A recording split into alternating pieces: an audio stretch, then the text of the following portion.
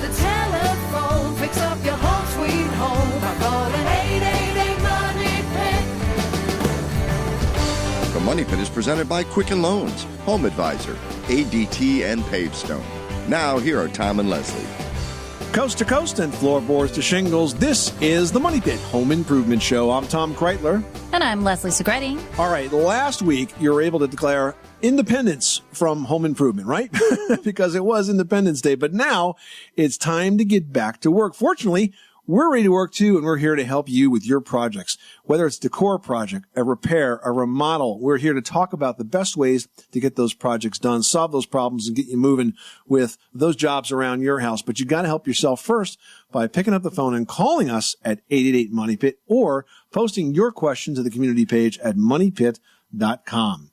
Coming up on today's program, when it comes to maintaining your home, painting is probably the most basic of DIY projects, right?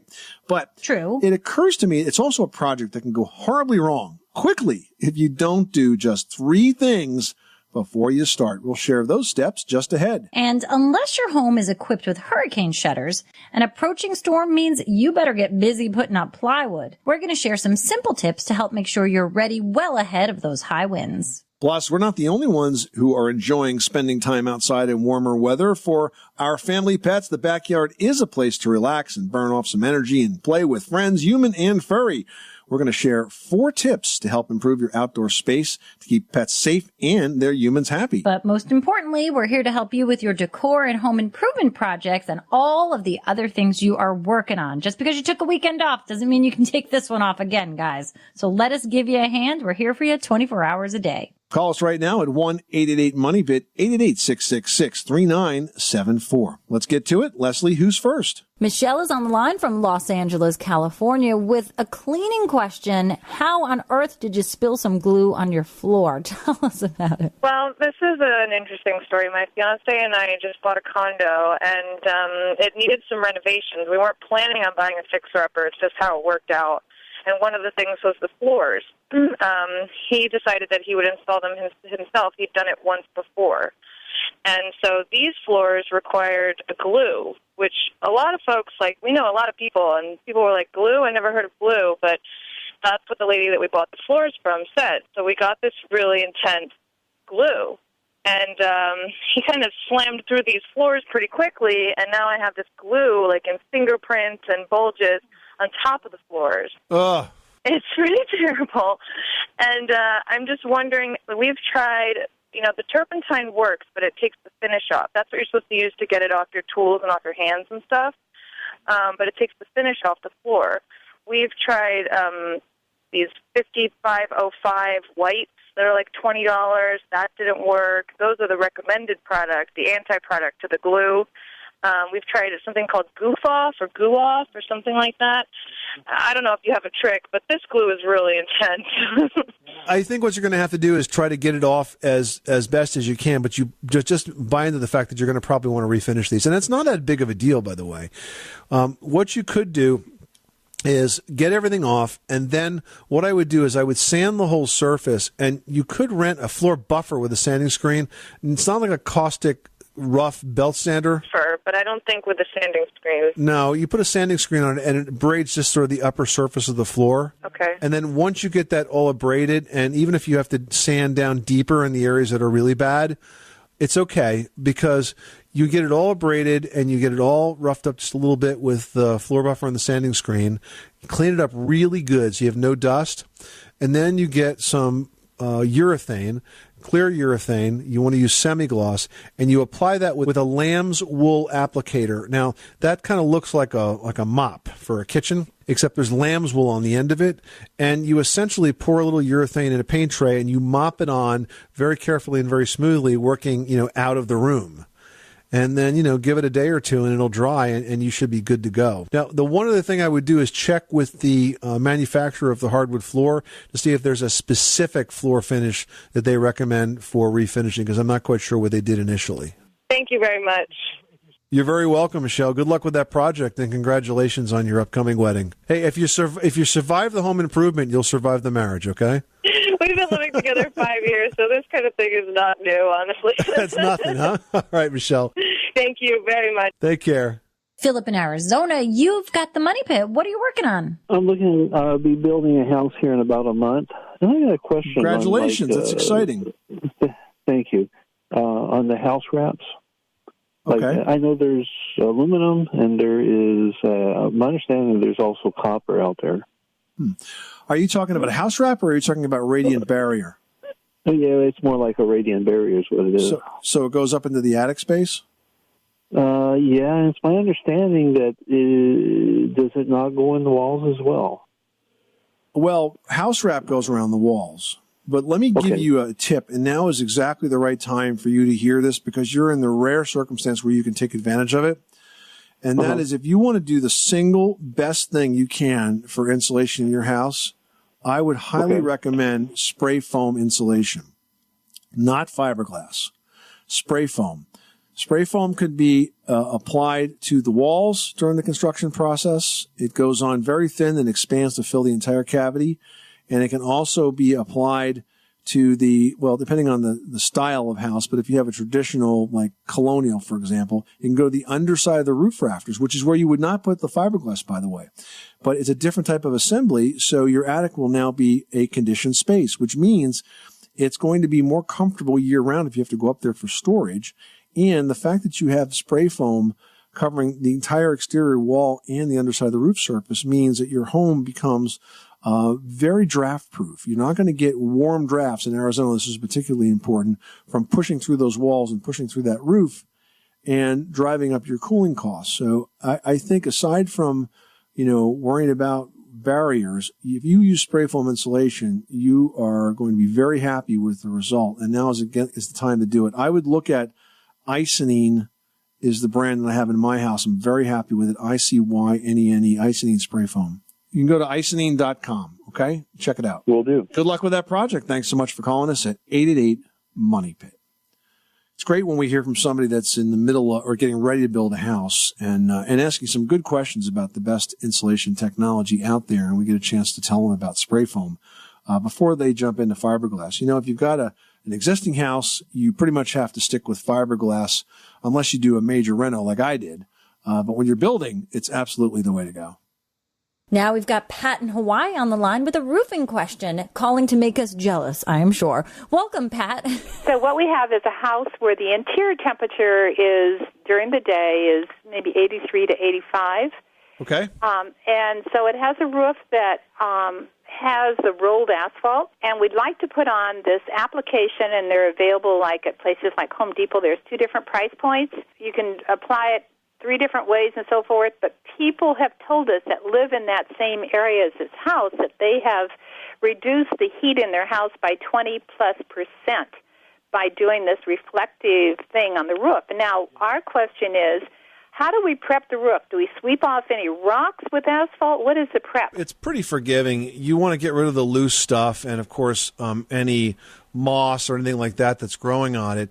But what you're talking about is fibrous aluminum paint, and it's a UV reflectant paint. And it does make the roof a lot cooler, and that can actually make your house cooler. It's a very common application, not only in tropics like Hawaii, but even places on the East Coast. I mean, I've seen it on roofs in Washington, D.C. Definitely a good thing to do. Okay, and so also my husband's question was, and so does your roof last longer with that on there? Yeah, theoretically it will, because if you reflect the UV, you'll have less deterioration of the oils in the asphalt, less evaporation of that, and that can make the roof last longer. Another good reason to do it. Okay. And any specific on application, whichever one works out best for you, is that what they're saying? Well, I don't have any specific recommendations on a product, but on the concept, I think it's solid. That's wonderful. That's a great idea. I think you answered my question. Thank you very much. All right, Pat. Good luck with that project. Thanks so much for calling us at 888-MONEY-PIT. You are tuned to the Money Pit Home Improvement Radio Show on air and online at moneypit.com. Give us a call at 888-MONEY-PIT, presented by Home Advisor, the fast and easy way to find the best home service pros in your area. You can read reviews, compare prices, and book appointments all online. Just ahead, when it comes to maintaining your home, painting is the most basic of DIY projects. But it's also a project that can go terribly wrong if you don't do just 3 things before you start. We'll share those steps just ahead in today's Building with Confidence tip, presented by Rocket Mortgage by Quicken Loans, next. You live in a money pit.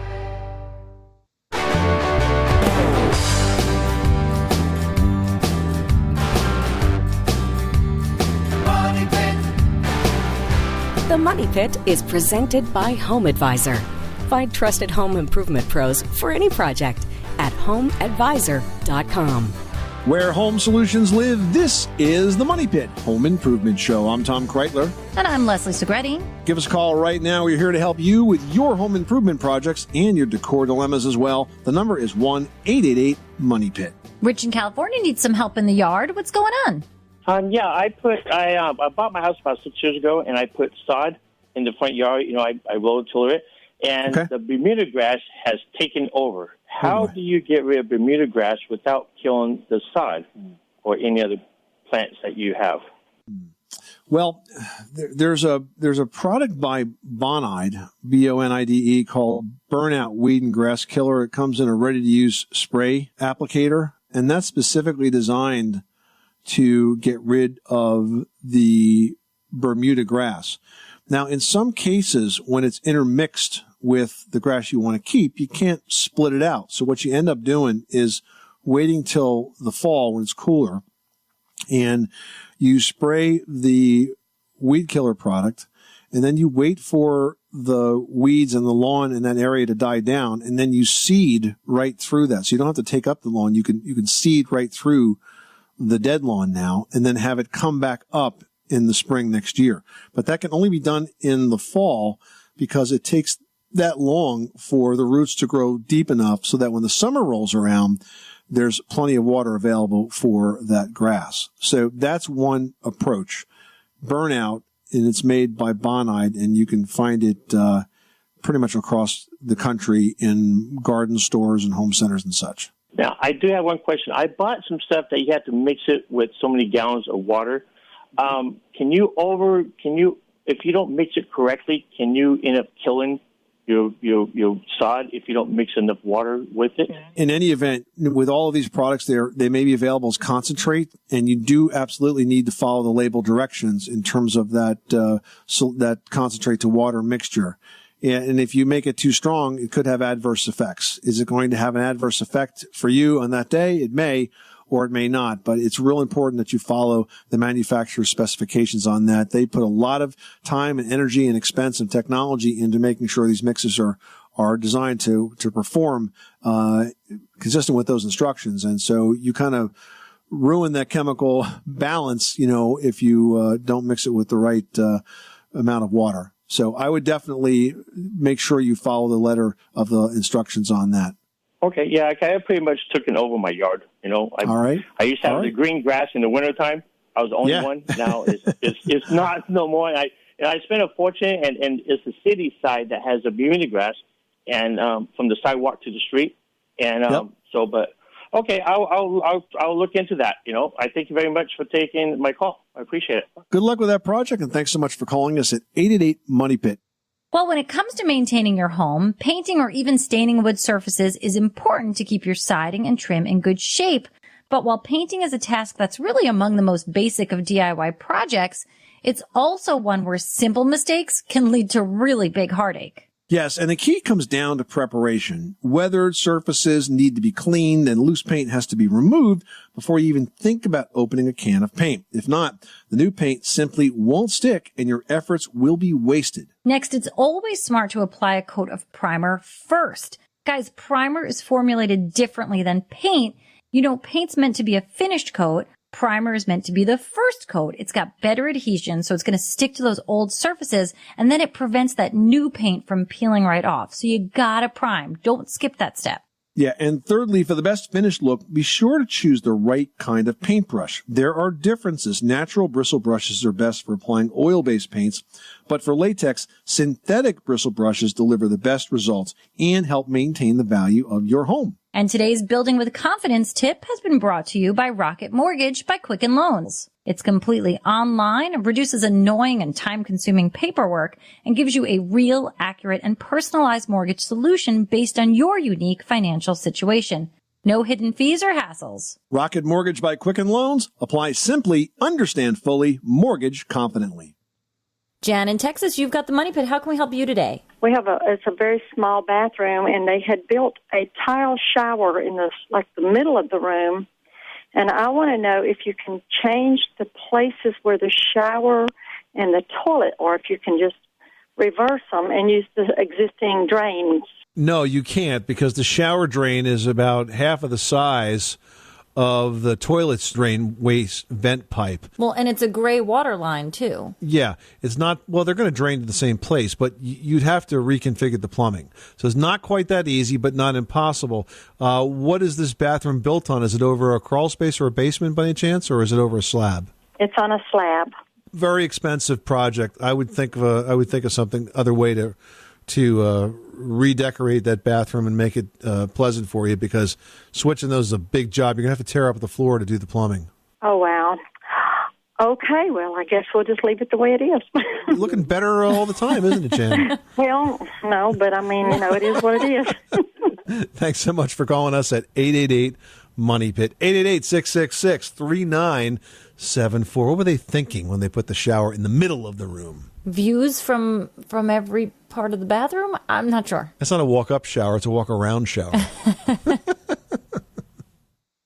Tony in Virginia's on the line with some creaky stairs. Tell us what's going on. Well, I've got a 55-year-old ranch house, and this time before we change the carpet, I'd like to try and get some of the creaks out of the stairs that go to the basement. Okay. And on each step, I've put 7 2-inch screws where around where the finishing nails were, and then on the back plate I put 6 screws, and some of the squeak is definitely better, but they're still very squeaky. So what kind of staircase is it? Do you know your stairs? Is this what's called a box stair, where you have like a wide stringer on the side of it that goes all the way down to the basement? Correct. And so can you get to that face? So could we screw through the stringer into the edges of the treads? Boy, that would be tough, because it's a crawl space. It's possible, but it would be almost heroic to get to that spot. Okay, I hear you. So here's a way. And you're going to carpet this, so we really don't care how pretty this repair that I'm about to tell you to do is, because it'll be covered by carpet. But where the treads go into the stringers, what you can do there is, on like a 45-degree angle, you can pilot first some small holes and then drive the screws at an angle through the tread, catching as much of the tread meat as you dare, and then going through the back of the tread and then into the stringer itself. Because probably where the tread pulls in and out of the stringer is where you're getting most of your squeak. I'm going to imagine that what you screwed down right now is the attachment between the tread and the risers, because those are more accessible. But we want you to actually secure the tread into the stringers on both sides. So do that sort of by screwing at a 45-degree angle, piloting first, but not with a big pilot, just enough to kind of keep the screw straight. And that will pull the tread down into the stringer and hopefully lock it in place. That plus what you've already done, Tony, I think is the best that you can do. You know, wood stairs have a lot of parts to them, and they do move as you walk up and down. They will squeak, but if you try to secure those loose treads before you carpet them, I think it'll make a big difference, okay? Thank you very much. You're welcome. Good luck with that project. Thanks so much for calling us at 888-MONEY-PIT. Well, unless your home is equipped with hurricane shutters, an approaching storm means you better get busy putting up that plywood. Kevin O'Connor from This Old House is joining us next with tips to help make sure you're ready well ahead of those high winds. And today's edition of This Old House on the Money Pit is brought to you by ADT. Introducing ADT Go, the new family mobile safety app and service. Go to ADT.com to learn more today. You live in a money pit. With 36-month monitoring contract, early termination and installation fees apply. Certain markets excluded. Licenses available at ADT.com.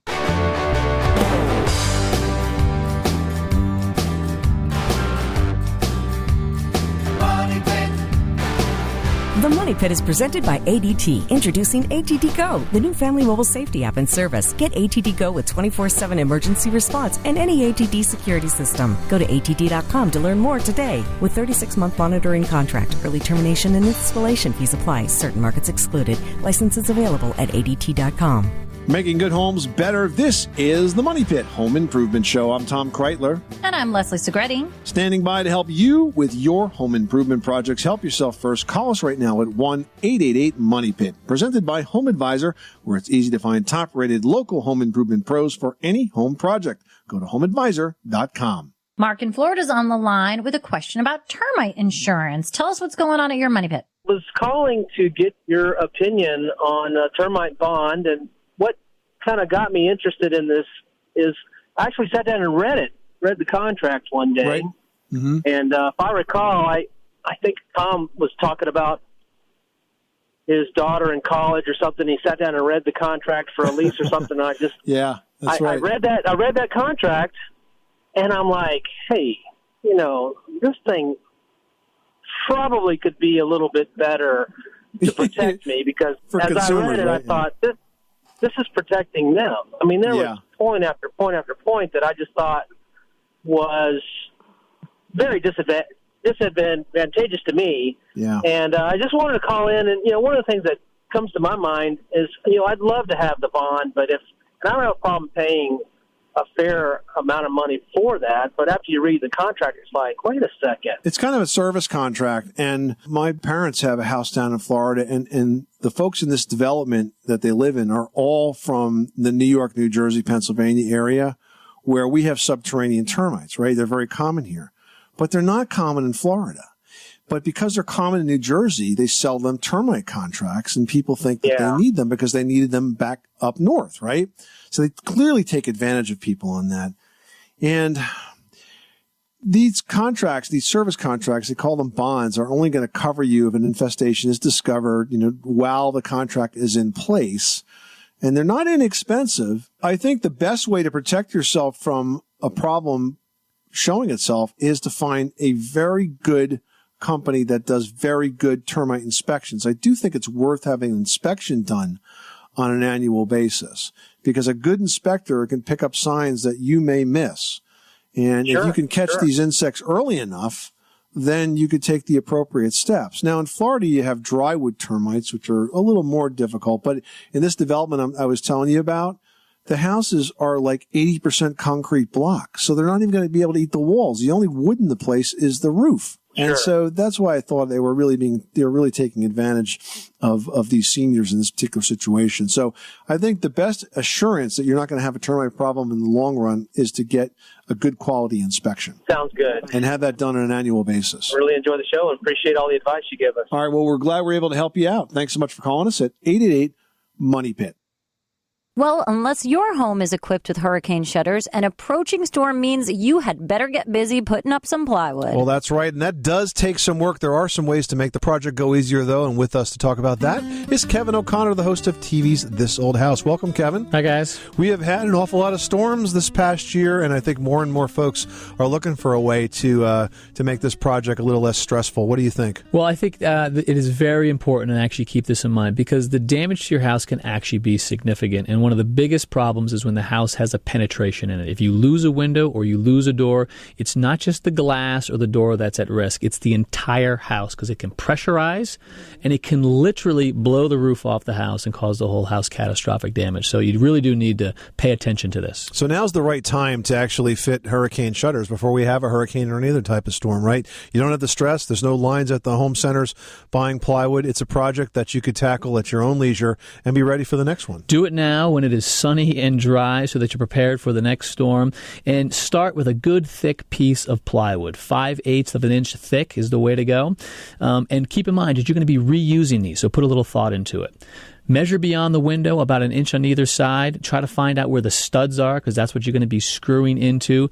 Cut the plywood so it covers the entire window, and screw it into those studs, preferably every 16 inches. Don't nail it, because you're going to be taking these screws out, taking this plywood off, and reusing it over time. And that attachment is definitely something you want to think about. What about hanger bolts, the kind that have sort of a lag on one side and a machine thread on the other? Well, what's great about this is if you're actually putting these on and off, screwing in and out, even into the studs, that can loosen up over time. And so the hanger bolts allow you with a permanent fixture, a permanent sleeve in the house, and the bolt goes into that, secures the plywood, and it comes off very easily, and you don't have to worry about that connection deteriorating over time. Now, it's probably a good idea with your, I want to call them homemade hurricane shutters with the plywood, to label which way's up, which window's what. Otherwise, a storm's coming, you're going to be standing there with like the biggest puzzle you've ever seen. You've probably got 20, 30, maybe 40 windows on the house. There's a whole bunch of different sizes. You do not want to be thinking about this when the skies are starting to get dark and the rain is starting to fall. Exactly right, Leslie. Label them,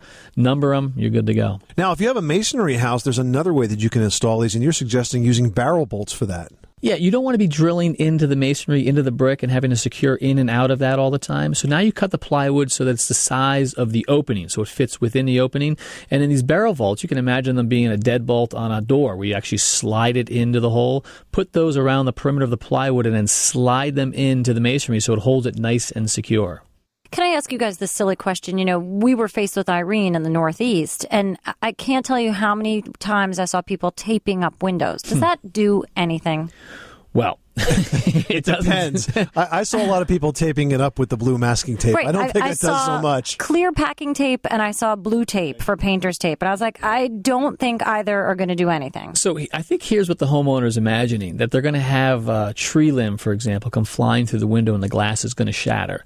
The tape may cut down on some of the shatter, but as I said before, that's not the real risk. Okay. Broken glass is easy to clean up. The risk is that house gets pressurized and you have something much more major going on with the home. Good point. Now, Kevin, to completely avoid the potential of storm damage, it seems that it makes more sense to consider these days the storm resistance when you buy anything in terms of building material, whether it's siding or doors or windows. Don't you agree? Yeah, I do. If you're going to replace anything, if you're going to fix anything, if you're going to renovate anything, this is the time to upgrade, and code helps us with that. But all codes are not created equal. And if you recall Hurricane Andrew, which hit South Florida back in 1992, that really forced the Miami-Dade County to step up their building code. And they probably have the strongest, tightest code out there right now. So if you want to know what to get, look to that building code. And if you build to that, you've built to the best code that we've got in this country. And that's a good point. And that's a bragging point for a lot of manufacturers. They will actually brag on their labeling and identify that their particular product meets that Miami-Dade building code. And as you say, if it does, you know that you're good to go. Absolutely. Kevin O'Connor, the host of TV's This Old House. Great advice as always. Thanks so much for stopping by the Money Pit. Pleasure to be here. All right, you can catch the current season of This Old House and Ask This Old House on PBS. For local listings and step-by-step videos on this project and others that you can do for your home, visit thisoldhouse.com. And This Old House and Ask This Old House are brought to you on PBS by GMC Trucks and SUVs. Up next, this is the time of year your outdoor living space might be one of your favorite places to be. But that goes for your pets, too. We're going to have 4 tips to help improve your outdoor space in a way that keeps those pets safe and their humans happy next. You live in a money pit.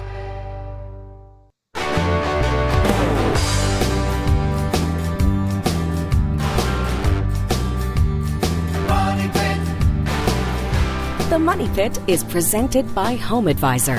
Find trusted home improvement pros for any project at homeadvisor.com. Where home solutions live, welcome back to the Money Pit. I'm Tom Kreitler. And I'm Leslie Segretti. And we'd love to hear from you. Just call us right now at 1-888-MONEY-PIT, presented by Home Advisor. They really have the best local pros for any home service. That's right. Doesn't matter what the project is, they make it fast and easy to find top-rated pros. And there are no membership fees. It's 100% free to use. HomeAdvisor.com. Steve in Wisconsin has a question about a fireplace. Tell us what you're working on. My fireplace, it's a wood-burning fireplace. And about a year ago, all of a sudden I found a damper would be locked open. And I found a piece of mortar wedged down underneath it, behind it. And it's a fairly big piece of mortar. And I was wondering how to get up in there to patch where it came loose from. So the damper is blocked open by the loose piece of mortar? It was. I got it out. You got the mortar out, but now you want to patch it. Yeah. Yeah, that's tricky. Because you need some special tools to be able to reach up there. And the chimney sweeps have those types of tools. But how far above the damper is where the mortar fell out? I don't even know yet. I haven't got up there with a camera or nothing. I can't. Okay. Well, the first thing you got to do is figure out how bad this is. Now, if you can't physically do that, you ought to have it inspected. But I want to warn you that there are 2 trades in America that very consistently provide advice designed to make you panic and pay. And one of them is a chimney contractor, and the other one is the wet basement contractor. So you might want to just be very careful about who you select and make sure that if they give you advice that says words to the effect of, "Oh my God, it's terrible, and your house is going to burn down unless you pay me all this money today," which is usually the way it comes across. Get a second opinion to make sure you're getting the right story. You might want to use HomeAdvisor.com and read the reviews. You can find good quality contractors on that website. But I think you ought to have it evaluated, because right now all you know is one piece of mortar fell out. It could very well be that there's a lot more damage inside that chimney that you don't know. Worst case scenario, you're gonna want to reline it, and that would take care of that. Okay. This is a huge piece. It's like 10 by 7 inches. Yeah, well, I mean, and it usually didn't. It's probably not alone. There's probably has some other pieces in there that are ready to go. So I would definitely have it evaluated by somebody that knows what they're looking at. Okay. Okay. Good luck. Thanks so much for calling us at 888-MONEY-PIT. Well, if you love spending time in your deck and your patio in the backyard in this warm weather, that definitely goes for your pets too. But pets can tear up a backyard space pretty quickly and even get into things that could hurt them if you're not careful. Here's 4 ways you can improve your outdoor space and keep the pets safe and you happy too. All right. First of all, guys, skip that fake grass. Now, artificial turf that never needs mowing can be a really attractive idea, but if you have pets, know that plastic grass can get very hot during the summer, and it's also challenging to clean. If you want to have fake grass, be a backyard superhero and select real turf grass for areas where pets hang out. Next, you want to be picky about picking the right plants and grasses. For grass, go with something that's hardy, that's going to withstand a high volume of traffic. Buffalo and Bermuda grasses can be a good choice depending on your climate zone. For other plants and shrubs, you can check this online resource. It's ASPCA's list of toxic and non-toxic garden plants and get some advice before you buy those plants. You're going to want soft yet sturdy foliage near the walkways, so save the delicate decorative flowers for those elevated flower beds in the patio flower pots. Yeah, and it's also a good idea to consider pollinators and the other wildlife in your area.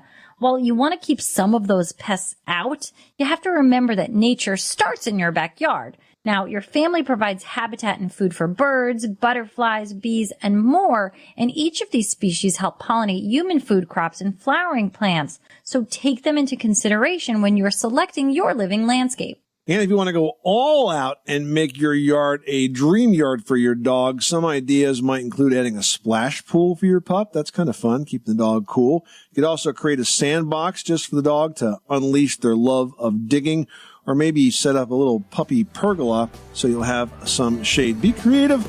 Your canine will thank you and be safer for your efforts.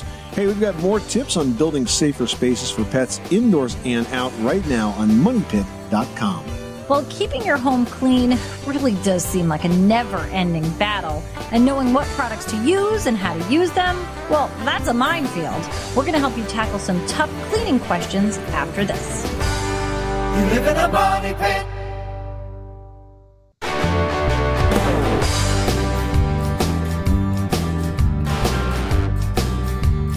Money Pit. The Money Pit is presented by Rumblestone. Create a paver patio or walkway, garden retaining wall, grill enclosure, fire pit, or even an outdoor kitchen with Rumblestone from Pavestone. For project ideas and how-to videos, visit pavestone.com. Making good homes better. This is the Money Pit Home Improvement Show. I'm Tom Kreitler. And I'm Leslie Segretti. So glad to be here to help you with your home improvement projects and your decor dilemmas and your remodeling jobs and the projects you want to plan for now and for the future. If you've got a question about just that, call us at 888-MONEY-PIT, presented by Home Advisor. Need new flooring in your kitchen or bath? Or are you thinking about a deck this summer? Well, Home Advisor could instantly match you with the right pro for the job for free. All right, but you got 2 pros here answering your questions right now from our community section with a post from Emily. Now, Emily writes, I'm noticing some buildup in the drum of both my washing machine and my dryer. What's the best way to clean the inside of both of these appliances? Well, for the washing machine, there's a really easy way to do that. And there's a line of products from Glisten, Glisten, where essentially you drop this into the washing machine and run it through a cycle, and it breaks down all of the hard water buildup and things like stains and things like that get stuck in the machine. If you do that every few months, it does a pretty good job. They also have a version like for your dishwasher and even a good one for your microwave cleaner. For the dryer, it's more of a sort of a project you have to do by hand.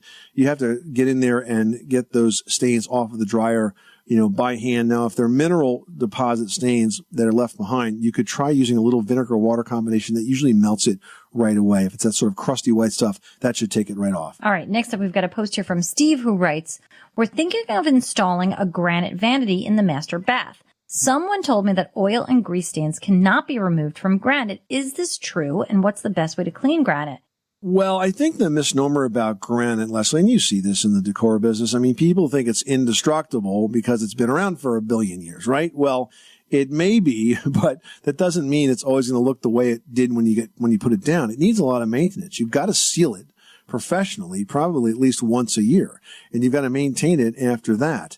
Now, maintaining granite surfaces is easy. You simply use warm water and dish soap, and then you can polish it with like a microfiber cloth. And if you want to disinfect it, an easy way to do that is to put some isopropyl alcohol in a spray bottle and just spray the alcohol over the surface and then sort of wipe it down, and that will disinfect it. But they do require a lot more work than other surfaces. I think quartz is probably a lot less likely to absorb stains compared to granite, but granite is pretty absorbent. So if you don't seal it, maintain it, you definitely are going to have some maintenance issues to deal with. Yeah, and I think it also makes sense to say that the lighter the color of the granite or the hard solid surface, the more maintenance it's going to need. You'll have to seal it more often. You'll have to take care of it more often. And truly, if anything does spill, just do your best to clean it up right away, especially in that category of oils or lemon juice even, which is so crazy. It tears away at things. So you have to make sure that you clean things up right away. All right, Jonathan wants to know about VOCs when painting kitchen cabinets. Is it okay to use an oil-based primer with a latex top coat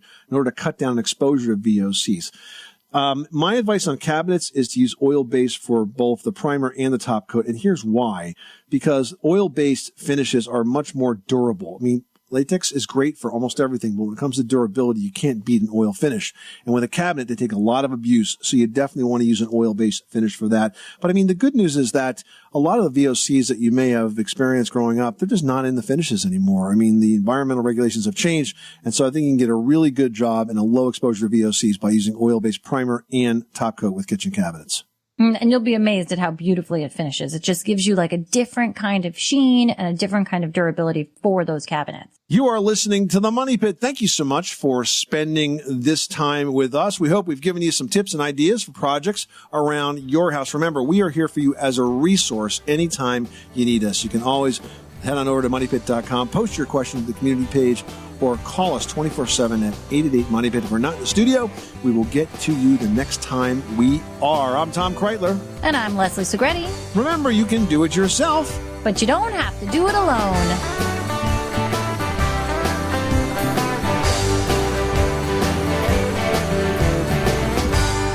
You live in a money pit.